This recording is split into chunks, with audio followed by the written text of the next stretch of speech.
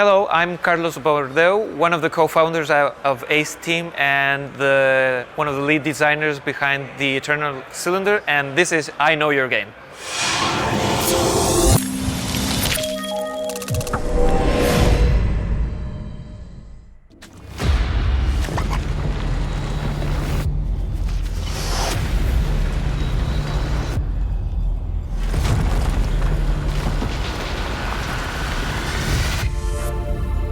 Far from here, beyond the furthest star, a cataclysm threatens an entire planet. But light shines through the smallest of cracks.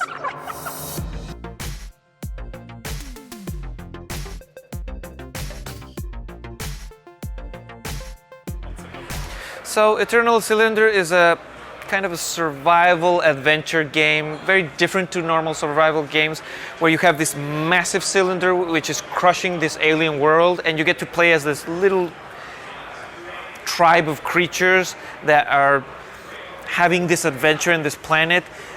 These creatures, it's a story about family, of gathering, finding other little friends, these alien little friends, and discovering this really interesting large alien world where you have this sort of cataclysmic event happening, which is this cylinder destroying everything. But there's a purpose to all this. There are characters, there's an antagonist, there are a lot of things to discover.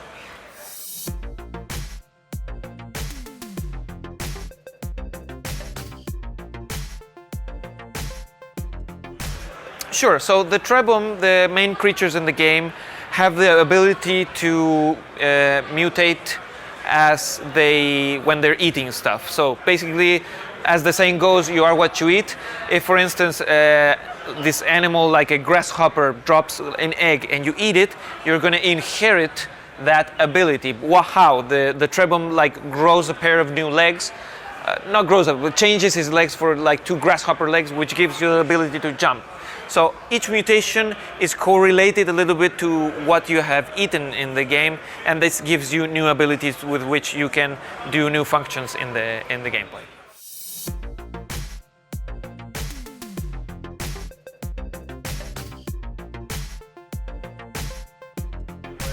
It has shades of narrative elements, has shades of puzzle.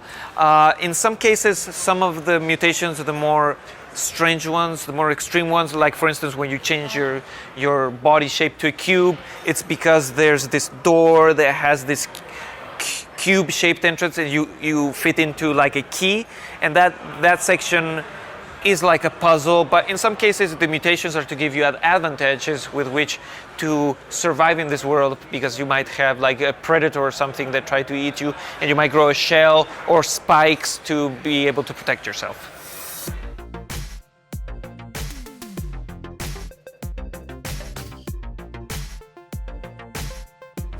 Yeah, we use the word procedurally generated, but at a certain extent. We don't want to give the idea that the game is entirely procedurally generated, because it's not. There's a lot of handcrafted element into the game.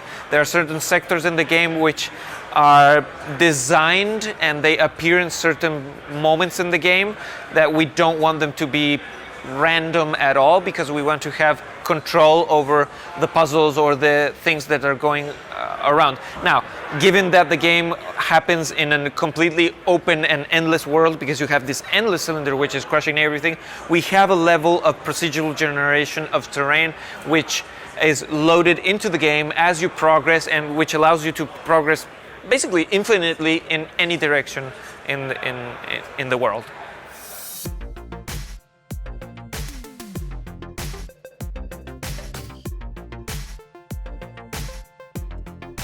So there are these, you have your own creatures, the Trebom, which can mutate, and your companions, but there's a whole range of wildlife, alien wildlife in the game that are parts of different biomes. You have the regular games biome, you have the ice biome, the desert biome, there's another like infected world biome, and there's their own creatures with their own traits with their own dimensions.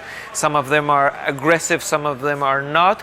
And besides that, you also have these types of enemies called the servants of the cylinder, which are so completely different set apart types of enemies, which have these powers that can take away your mutations. There's a lot of things going on in terms of character design for this game.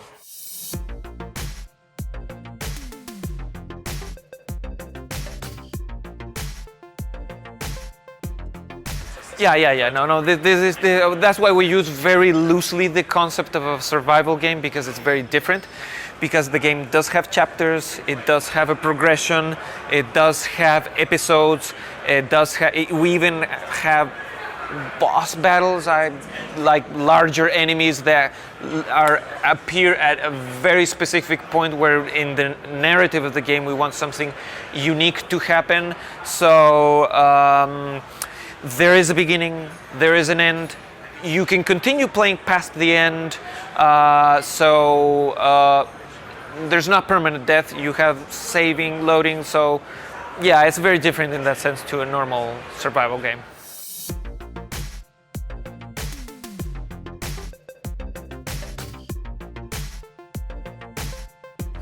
So the Eternal Cylinder will be launched on PC and consoles, but the time frame is the only thing I can give is 2020. We're still nailing down, and the consoles still haven't been even decided. So we'll see over time.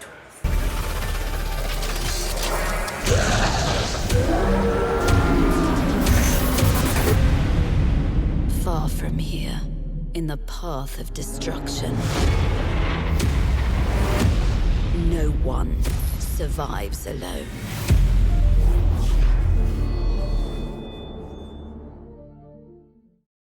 Thank you.